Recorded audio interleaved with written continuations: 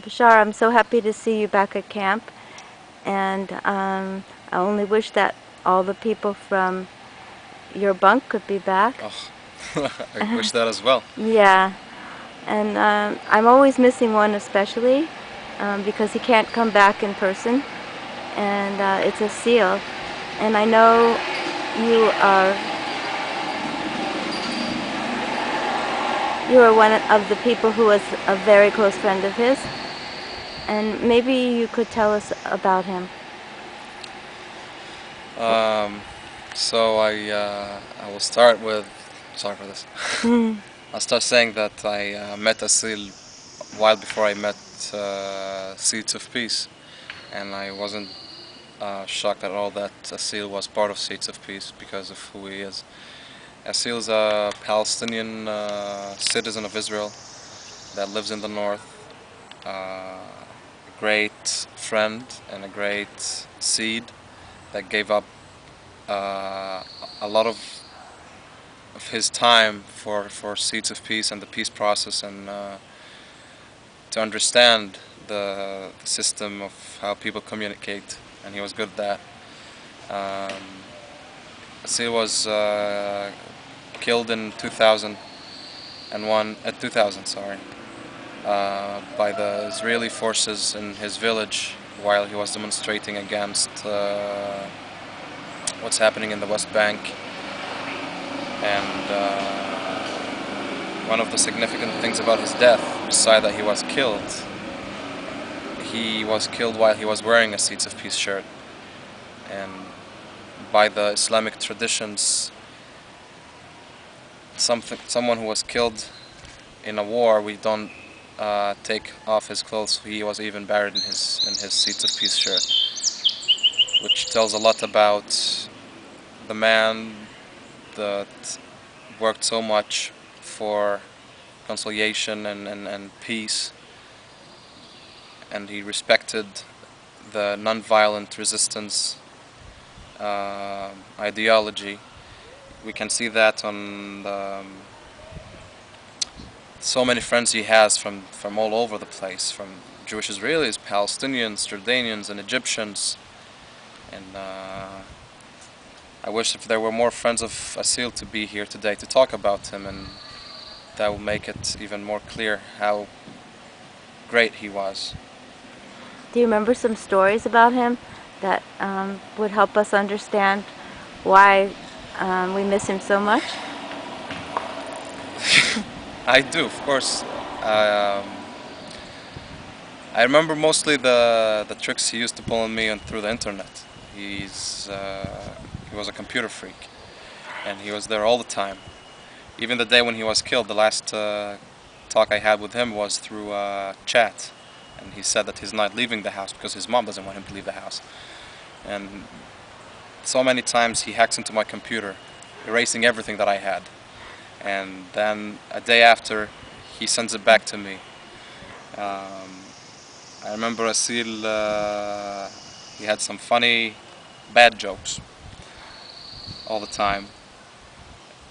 But he definitely, maybe the most thing I remember is when he calls his friends saying, let's go somewhere. And we all know that if we tell our parents that we're going to this place, they will say no. So we usually used to run away from house for a day just to be with Asil and to go out with him.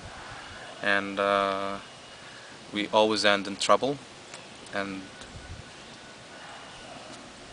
the thing is that we've always done it, although we always end in trouble, we just keep on doing it and follow his lead.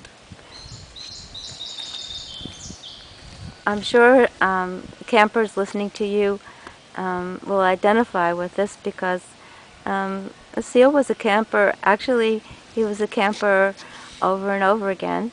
And he belonged to a group of campers called the 17 Bad Seeds. Can you describe that group?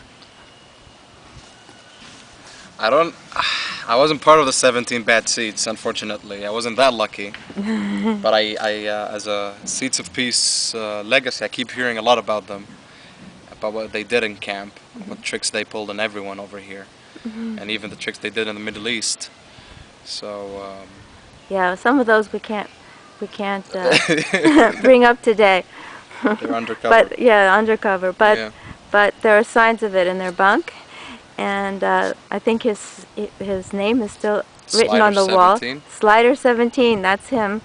And if you look on the boat that's over here, sort of hidden behind the trees, his name is on the back because he helped paint that boat and create the figures that were there. So his You know, spirit is here, I feel. it's more than just the spirit, Bobbie, because the year of 2000 was a rough year for everybody, and losing a friend in such a way to be killed by the Israeli forces was the worst thing that could ever happen to me and to Seeds of Peace back then. Right. And I remember working hard to go to his funeral, although it was really dangerous. And maybe that was the third or second time I entered his room, because we never got the chance to hang out at his house because he's always out. So I remember walking into his room, and I see all the Seeds of Peace shirts hanged over there, and all these photos from camp, many photos with you and with different campers, Tim and John Wallach, and it was all over the place. You walk in as if you're walking to a museum of Seeds of Peace. And maybe that one of the things that made me think about not doing something stupid as disconnecting from Seeds of Peace, which is, till his last minute, he was someone who he was a fighter for peace, and he's one of the people who kept in touch with everyone, although many of us were so lazy, but he always found a way and time to keep in touch with each one of his friends.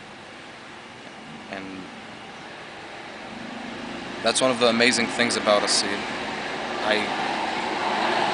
I truly believe that